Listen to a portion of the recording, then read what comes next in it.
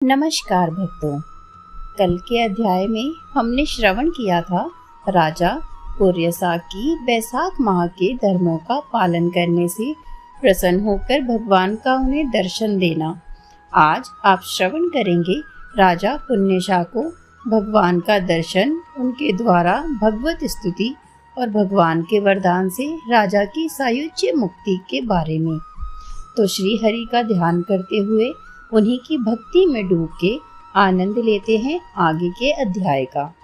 श्रुतदेव कहते हैं, परमात्मा भगवान नारायण 4 भुजाओं से सुशोभित थे। उन्होंने हाथों में शंख, चक्र, गदा और पद्म धारण कर रखा था। वह पीतांबर धारण करके वनमाला से विभूषित थे। भगवती लक्ष्मी तथा एक पार्षद के साथ गरुड़ की पीठ पर विराजित थे। उनका दुसज तेज देखकर राजा के नेत्र सहसा मूंद गए। उनके सब अंगों में रोमांच आ गया और नेत्रों से अश्रु धारा बहने लगी। भगवत दर्शन के आनंद में उनका हृदय सर्वथा डूब गया। उन्होंने तत्काल आगे बढ़कर भगवान को साष्टांग प्रणाम किया और फिर प्रेम भरे नेत्रों से जगदीश्वर श्री हरि को बहुत देर तक निहार कर उनके चरण धोए और उस जल को अपने मस्तक पर धारण कर लिया। उन्हीं चरणों की धोवन रूपा श्री गंगा जी ब्रह्मा जी सहित तीनों लोगों को पवित्र करती आ रही हैं। तत्पश्चात राजा ने महान वैभव से बहुमूल्य वस्त्र, आभूषण और चंदन से हार, धूप, दीप तथा अमृत के समान नैवेद्य के निवेदन आदि से अपने तन, मन, धन का, आत्मा का समर्पण करके अद्वितीय पुराण पुरुष भगवान विष्णु का पूजन किया। पूजा के बाद इस प्रकार स्तुति की, जो निर्गुण, निरंजन एवं प्रजापतियों के भी अधीश्वर हैं, ब्रह्मा आदि संपूर्ण देवता जिनकी वंदना करते हैं, उन परम पुरुष भगवान श्री हरि को मैं प्रणाम करता हूँ। शरणागतों की पाप राशि का नाश करने वाले आपके चरण बिंदों को परिपक्व योग वाले योगियों को जो अपने हृदय में धारण किया है, यह उनके लिए बड़े सौभाग्य की बात है। बढ़ी हुई भक्ति के द्वारा अपने अंतःकरण तथा जीव भाव को भी अपने चरणों में ही लेते हो। योगी जन उन चरणों के चिंतन मात्र से आपके धाम को प्राप्त हो जाते हैं। विचित्र कर्म करने वाले आप स्वतंत्र परमेश्वर को नमस्कार है। साधु पुरुषों पर अनुग्रह करने वाले आप परमात्मा को मेरा प्रणाम है। हे प्रभु, आपकी माया से मोहित होकर मैं स्त्री और धन रूपी विषयों में ही भटकता रहा हूँ। अनर्थ में ही मेरी अर्धदृष्टि हो गई थी।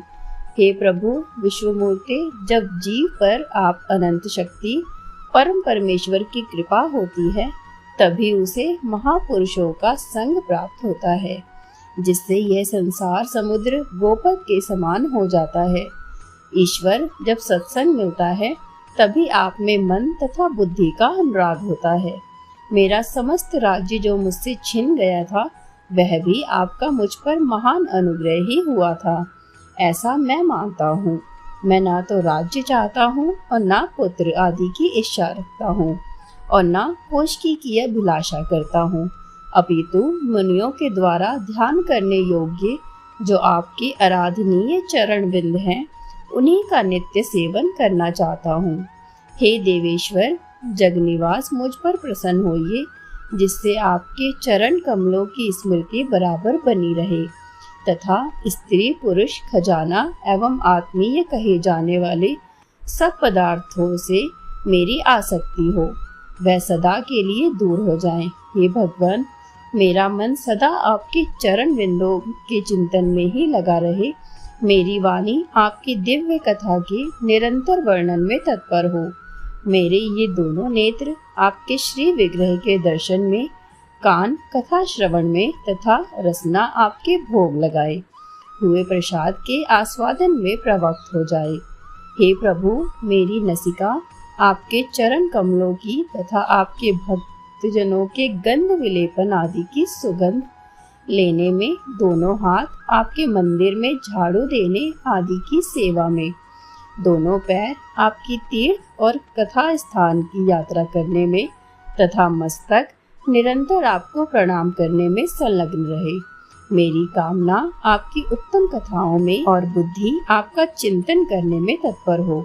मेरे घर पर पधारे हुए मुनियों द्वारा आपकी उत्तम कथा का वर्णन तथा आपकी महिमा का गान होता रहे और इसी में मेरे दिन बीत जाएं। हे विष्णु भगवान, एक क्षण तथा आधे पलक के लिए भी ऐसा प्रसंग न उपस्थित हो जो आपकी चर्चा से रहित हो। हे परमेश्वर, भूतकाल का चक्रवर्ती राज्य और मोक्ष भी नहीं चाहता मैं, केवल आपके चरणों की निरंतर सेवा चाहता हूँ, जिसके लिए लक्ष्मी जी तथा ब्रह्मा शंकर आदि देवता भी सदा प्रार्थना किया करते हैं। राजा के इस प्रकार स्तुति करने पर कमल नयन भगवान विष्णु ने प्रसन्न हो मेघ के समान गंभीर वाणी में इस प्रकार कहा कि हे राजन, मैं जानता हूँ तुम मेरे श्रेष्ठ भक्त हो, कामना रहित और निष्पाप हो, नरेश्वर हो।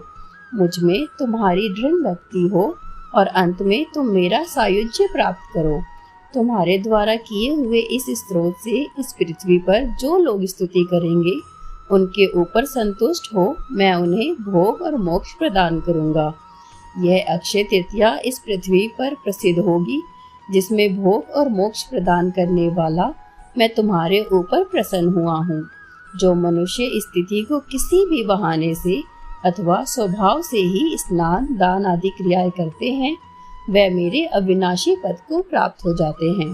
जो मनुष्य पितरों के उद्देश्य से अक्षय तृतीया को श्राद्ध करते हैं, उनका किया हुआ वह श्राद्ध अक्षय प्राप्त होता है। इस तिथि में थोड़ा सा भी जो पुण्य किया जाता है, उसका फल अक्षय गुना मिलता है। हे नृपश्रेष्ठ, जो कुटुंबी ब्राह्मण को गाय दान करता है, उसके हाथ में सब संपत्तियों की वर्षा करने वाली भुक्ति और मुक्ति भी आ जाती है। जो वैशाख माह में मेरा प्रिय करने वाले धर्मों का अनुष्ठान करते हैं, उनके जन्म मृत्यु जरा भय और पापों को मैं स्वयं हर लेता हूँ। यह वैशाख मास मेरे चरण चिंतन की ही भांति ऐसे सहस्त्र पापों का हर लेने वाला माह है, जिनके लिए शास्त्रों में कोई प्रायश्चित नहीं मिलता। राजा को यह वरदान देकर देवादिदेव भगवान जनार्दन सबके देखते देखते वहीं अंतर्ध्यान हो गए। तदंतर राजा पुरेशा सदा भगवान में ही मन लगाए हुए उन्हीं की सेवा में तत्पर रहकर इस पृथ्वी का पालन करने लगे। देव दुर्लभ समस्त मनोरथों का उपभोग करके अंत में उन्होंने चक्रधारी भगवान विष्णु का सायुज्य प्राप्त कर लिया। जो इस उत्तम उपाख्यान को सुनते और सुनाते हैं, वे सब पापों से मुक्त हो भगवान विष्णु के परम पद को प्राप्त कर लेते हैं। आज का अध्याय अब समाप्त होता है।